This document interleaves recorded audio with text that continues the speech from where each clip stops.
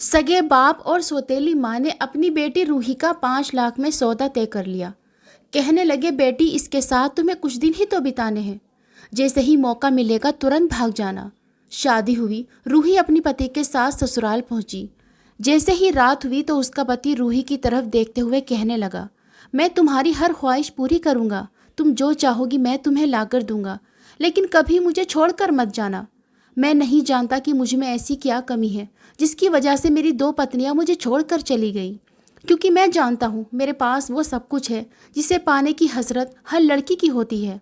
रूही उसकी बातें सुन तो रही थी, लेकिन साथ ही साथ मन ही मन उसका सारा माल हड़प कर भागने का प्लान भी बना रही थी। अगले दिन रूही की नज़रें बार बार बस टाइम पर ही रुकी हुई थी कि कब मौका मिले और मैं यहाँ से भाग जाऊँ। रूही ने मोबाइल निकाला और अपने बाबा को मैसेज किया, बाबा मुझे पता चल गया है जेवरात और पैसे कहाँ रखे हैं, बस आप टाइम बताइए यहाँ से कब निकलना है। बाबा ने रूही से कहा, मैं रात को 1 बजे बाइक पर तुम्हारे घर के सामने मिलूंगा, तुम्हें जैसे ही मौका मिले तुरंत बाहर आ जाना। जैसे ही आधी रात गुजरी, रूही ने देखा कि उसका पति अब सो चुका है। धीरे से उठी, जल्दी जल्दी जेवरात और पैसे इकट्ठे किए और तुरंत घर से बाहर निकल आई। बाहर उसके बाबा पहले से ही इंतजार में खड़े थे। जल्दी से बाइक पर बैठी और सूरज निकलने से पहले ही शहर छोड़ भाग आए। इधर जब उसके पति की सुबह आंख खुली तो देखता है कि रूही घर से गायब है। शोर मचाने लगा, लेकिन अब कर भी क्या सकता था। अब तक तो बहुत देर हो चुकी थी। मोहल्ले वाले इकट्ठे हो गए, पुलिस कंप्लेन की, रूही के घर पहुंचे, लेकिन वहां से वो लोग रातों ही रात जा चुके थे। रूही सब कुछ लूट कर ले गई थी। अब उन्होंने दूसरे शहर में एक मकान किराए पर ले लिया था। रूही का बाप बहुत खुश था। शाबाश बेटा, इस शादी में हमको पूरे 10 लाख का फ़ायदा हुआ है। रूही ने नए कपड़े खरीदे, सौतेली माँ ने भी अपने लिए सोने के गहने खरीदे और बाप ने नई बाइक खरीदी। पूरा परिवार खुश था। रूही की 2 सौतेली बहन भी थी, वो भी इसी तरह से जाली शादियाँ करके लोगों का माल हड़प कर रातों रात गायब हो जाया करती थी। कहने का मतलब ये है कि पूरा परिवार ही इस फ्रॉड गर्दी के घिनौने जुर्म में बराबर का शामिल था। रूही 10वीं क्लास पास थी और बाकी उसकी दोनों सौतेली बहनें बस 5वीं क्लास तक ही पढ़ी हुई थी। कुछ दिन गुजरने के बाद उनके घर फिर एक रिश्ता आया। 50 साल का बूढ़ा था जो शादी करना चाहता था। उसको लड़कियां दिखाई दी, लेकिन उसने भी पसंद रूही को किया। वो बूढ़ा शख्स बहुत अमीर था। उसके पास बड़ा बंगला, बड़ी गाड़ी, हर तरफ की सहूलियत का सामान था। रूही का सौदा 5 लाख में तय कर दिया गया। शादी हुई और उस बूढ़े शख्स के साथ चली गई। वो बूढ़ा शराब बहुत पीता था, जिसकी वजह से किसी न किसी बीमारी से हर वक्त घिरा रहता था। रात को खांसते हुए रूही का हाथ पकड़ा और बोला, तुम कितनी प्यारी हो।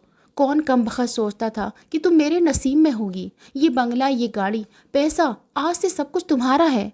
इधर रूही उसको मुश्किल से ही बर्दाश्त कर पा रही थी। कुछ दिन उसके साथ ही रही और फिर अदालत में तलाक का केस दायर कर दिया। वो बूढ़ा रूही की तरफ देखते हुए बोला, रूही ये तुम्हें क्या हुआ है?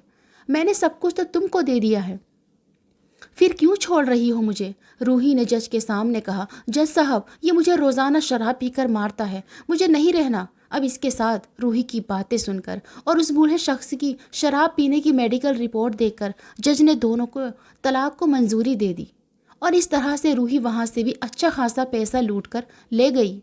रूही की ज़िंदगी अब पूरी तरह से बदल चुकी थी।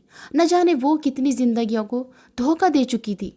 रूही और उसका परिवार अपने शहर से कहीं दूर दूसरे शहरों में जाते, किराए का घर ले लेते और मजदूर ज़रूरतमंद लोगों के जज्बात के साथ खेलकर कुछ ही दिनों में सब कुछ लूट कर गायब हो जाते।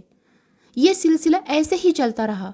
फिर एक दिन एक रिश्ता करवाने वाला आदमी उनके घर एक समर नाम का लड़के का रिश्ता लेकर आया, जिसकी पहली पत्नी इस दुनिया से चल बसी थी। बस उसके पास अब एक छोटी सी बेटी थी। लड़के के घर वाले लड़की देखने आए तो उन्हें भी उन तीनों में से रूही पसंद आई। रिश्ता करवाने वाले आदमी ने उन्हें पहले ही बता दिया था कि लड़की का बाप इस रिश्ते के लिए 5 लाख रुपए मांग रहा है। रूही के माँ बाप का कहना है कि हम गरीब लोग हैं, शादी या दहेज का खर्च नहीं उठा सकते, बस जो पैसे आपसे ले रहे हैं उससे ही शादी की रस्म अदा कर सकेंगे। समर के माँ बाप ने लड़की वालों की मजबूरी समझकर ये रिश्ता पक्का कर लिया और 2.5 लाख रुपए एडवांस दे दिए। 10 दिन बाद शादी हुई और बाकी के बचे हुए 2.5 लाख रुपए भी दे दिए। समर की शादी जिस लड़की से हो रही थी वो वही धोखेबाज रूही थी। रात का वक्त हुआ, रूही दुल्हन के कपड़ों में सज धज कर बैठी हुई थी, लेकिन समर को तो जैसे रूही से कोई मतलब ही न था।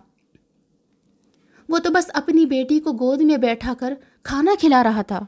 समर ने बेटी का माथा चूमा और बोला, मेरी बच्ची, आज मैं बहुत थक गया हूँ। इधर रूही भी ये सब मंजर देख रही थी और वो समर की बेबसी को भी महसूस कर रही थी। फिर आगे बढ़कर रूही ने काव्या की तरफ हाथ बढ़ाया और उसे गोद में उठा लिया। रूही के दिल में आज पहली बार किसी के लिए इतना प्यार जागा था। जैसे ही काव्या को रूही ने गोद में उठाया तो काव्या की खुशी की कोई इंतहा न रही। रूही की गोद में जाते ही काव्या चुप हो गई। उसको लगा कि जैसे उसकी खोई हुई माँ वापस आ गई हो।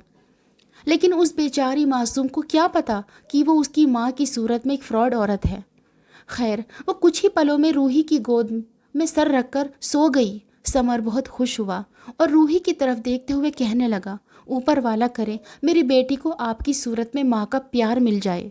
समर ने रूही का हाथ थामा और मोहब्बत भरे अल्फाजों से कहने लगा, मेरी बेटी ने माँ का प्यार नहीं देखा। वो तो बहुत छोटी थी जब उसकी माँ चल बसी थी। वो माँ की मोहब्बत चाहती है। प्लीज़ एक अच्छी माँ बनकर मेरी बेटी की परवरिश करना। रूही काव्या के खूबसूरत मासूम से चेहरे की तरफ देख रही थी। न जाने कब काव्या उसे अपनी बेटी जैसी महसूस होने लगी। इसी तरह रात गुजर गई। जैसे ही सुबह हुई काव्या रोने लगी। रूही जल्दी से उठी, काव्या को अपने सीने पर लेटाकर प्यार करने लगी। काव्या भी रूही के साथ खेलने लगी। इधर समर बहुत हैरान था, इतनी जल्दी काव्या रूही के साथ कैसे घुल मिल गई। सब बहुत खुश थे। समर भी अब ये देखकर धीरे धीरे पत्नी के गम से बाहर निकलने लगा। काव्या को भी माँ का प्यार मिल गया। अब काव्या रूही के हाथ से ही दूध पीती थी और उसी के साथ सोती थी। रूही भी अब पूरे परिवार की लाडली बहू बन गई थी और रूही भी बहुत खुश थी क्योंकि उस बेचारी ने कभी ऐसा लाड प्यार नहीं देखा था। कुछ दिन बाद रूही के पापा का फ़ोन आया, बेटी क्या तैयारियां की हैं? क्या कुछ हाथ लगा? जल्दी से वहाँ से भागने की तैयारी करो। तुम्हें पता है और जगह से शादी का ऑफ़र आ रहा है, पूरे 20 लाख रुपए मिल रहे हैं। रूही खामोश हो गई। वो तो अंदर से बुझ सी गई थी। फ़ोन बंद कर दिया। शाम का वक्त था। समर ने काव्या को कंधे पर बैठाया हुआ था। रूही भी उनके पास आकर बैठ गई। समर ने रूही की आंखों में देखा। रूही परेशान ना हो, सब कुछ ठीक तो है ना? रूही ने समर का हाथ पकड़ लिया और बोली, समर, मुझे कभी खुद से जुदा तो नहीं करोगे ना? समर मुस्कुराने लगा। ये क्या बात हुई? भला मैं तुमको खुद से जुदा क्यों करूँगा? तुम मेरे और काव्या के जीने की वजह हो। काव्या ने समर को अपने सीने से लगा लिया। वो अब काव्या की मोहब्बत और परिवार की तरफ से दी जाने वाली इज्जत में पूरी तरह से गिरफ्तार हो चुकी थी। अगली सुबह काव्या की तबीयत बहुत ख़राब हो गई। डॉक्टर के पास ले गए तो डॉक्टर ने काव्या को इंजेक्शन लगाया। काव्या के साथ रूही भी रोने लगी। मेरी बेटी को दर्द हो, मुझसे बर्दाश्त नहीं होता। रूही ने काव्या को सारी रात अपने सीने पर लेटा कर रखा। समर बहुत खुश था। आखिर खुश भी क्यों ना हो, रूही उसकी सगी माँ की तरह मोहब्बत जो करती थी। समर रूही की हर खुशी का ख्याल रखता था, लेकिन इधर रूही का बाप उसको अब धमकियाँ देने लगा। रूही, मैं तुमको कह रहा हूँ, अब वहाँ से भाग जाओ। रूही रोते हुए कहने लगी, बाबा बस करो, अब मुझे जीने दो। मुझे दौलत पैसे कुछ नहीं चाहिए। मुझे अब नहीं भागना। बाबा समर बहुत अच्छे इंसान है, मेरा बहुत ख्याल रखते हैं। बाबा मैं अभी यही रहना चाहती हूँ। लेकिन रूही की बातों का उसके बाबा पर कोई असर न हुआ और रूही को धमकी देते हुए बोले, देख, अगर तू ना आई तो मैं वहाँ आकर तुम्हारे बारे में सब कुछ सच सच बता दूंगा। फिर वो लोग तुम्हें धक्के मार कर घर से निकालेंगे। रूही ऊपर वाले का वास्ता देने लगी, बाबा ऐसा न करना, मैं जीते जी मर जाऊंगी। इतने में काव्या मामा कहते हुए रूही के पास आ गई। उसने जल्दी से काव्या को गोद में उठा लिया। क्या हुआ मेरी शहजादी को? बहुत भूख लगी है। इतना कहकर रूही उसे दूध पिलाने लगी और फिर समर की तस्वीर को सीने से लगाकर रोने लगी। आसमान की तरफ देखकर कहने लगी, मैं जानती हूँ मैंने बहुत गुनाह किए हैं, मैं अपने गुनाहों की माफ़ी मांगती हूँ। मुझे समर और मेरी बेटी काव्या से जुदा न करना, मैं मर जाऊंगी। इसी तरह शादी को 1 साल हो गया था। समर रूही के लिए आज सोने की अंगूठी लेकर आया था। रूही से मोहब्बत भरे अंदाज में कहने लगा, मेरी पहली पत्नी के जाने के बाद मैंने जीना छोड़ दिया था, लेकिन तुम्हारे आने से मुझे दोबारा ज़िंदगी मिली है। रूही भी बहुत खुश थी। शुक्रिया समर, मुझे इतनी खुशियाँ देने के लिए। इतने में पुलिस की गाड़ी का सायरन बजने लगा। पुलिस के जवान दरवाज़ा खटखटाने लगे। समर के माँ बाप सब लोग जाग गए। जैसे ही दरवाज़ा खोला, एक पुलिस वाला चिल्लाने लगा, तलाशी लो घर की, यही छुपी हुई है, उसे ढूंढ निकालो। समर के माँ बाप ने पुलिस वालों से पूछा, आखिर हुआ क्या है? इतने में एक पुलिस लेडी कांस्टेबल रूही को बालों से पकड़ कर ले गई। कमीनी अब इस घर को लूटने की तैयारी थी। सामने रूही का बाप ही खड़ा था। रूही रोने लगी। पुलिस वालों ने रूही के बारे में सब कुछ सच सच बता दिया। सब हैरान थे, इतना बड़ा धोखा। रूही खामोश सर झुकाए खड़ी थी। समर ने रूही से पूछा, क्या ये सच है? तुम एक फ्रॉड औरत हो। रूही रोते हुए कहने लगी, समर मेरी बात तो सुनो। समर ने चिल्लाकर कहा, सिर्फ हाँ या ना में जवाब दो। समर की तरफ प्यार भरी नज़रों से देखते हुए हाँ में सर हिलाया। तभी समर चिल्लाकर कहने लगा, ले जाओ इसको मेरी नज़रों के सामने से दूर। काव्या भी इतना शोर शराबा सुनकर नींद से जाग गई और रोते हुए माँ कहते हुए कमरे से बाहर आ गई। रूही का दिल फट गया। मेरी बच्ची सबके सामने हाथ जोड़कर भीख मांगने लगी कि मुझे माफ़ कर दो, मैं गलत थी, लेकिन मैं अब जीना चाहती हूँ अपनी बेटी के साथ, अपने पति के साथ। समर गुस्से से बोला, मेरी बेटी का नाम मत लो अपनी गंदी जुबान से। समर ने काव्या को रूही के पास जाने से रोक लिया। रूही चीख चीख कर रोने लगी, मुझे ये सज़ा न दो, मैं जानती हूँ मैं गलत थी, मैंने गलत किया है, लेकिन मैं सब कुछ छोड़ चुकी हूँ। समर, ऊपर वाले का वास्ता, मुझे इन लोगों के हवाले न करो। लेकिन उस बेचारी की फरियाद किसी ने न सुनी थी। पुलिस हथकड़ी लगाकर रूही और उसके बाप को लेकर चल दिए। काव्या रो रही थी। समर की आंखों में भी आंसू थे। रूही बेबसी से समर की तरफ देख रही थी।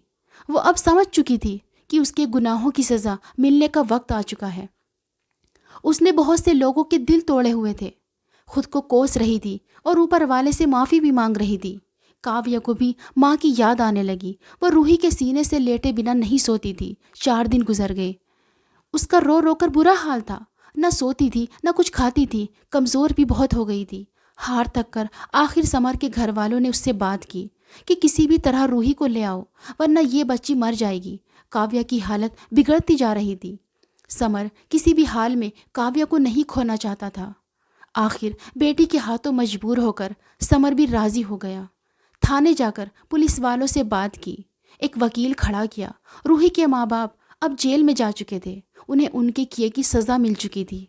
जब उन्होंने देखा कि समर इतना सब कुछ जानते हुए भी अब भी हमारी बेटी को अपनाना चाहता है, तो उन्होंने भी अदालत में अपना जुर्म कबूल कर लिया और बताया कि हमने अपनी बेटी से ये सब कुछ ज़बरदस्ती करवाया। इसमें हमारी बेटी का कोई कसूर नहीं था। अब वो भी शर्मिंदा थे। ऊपर वाले से रो रो कर माफ़ी मांग रहे थे। 2 दिन में ही समर ने वकील के साथ मिलकर रूही को छुड़वा लिया और उसे घर ले आया।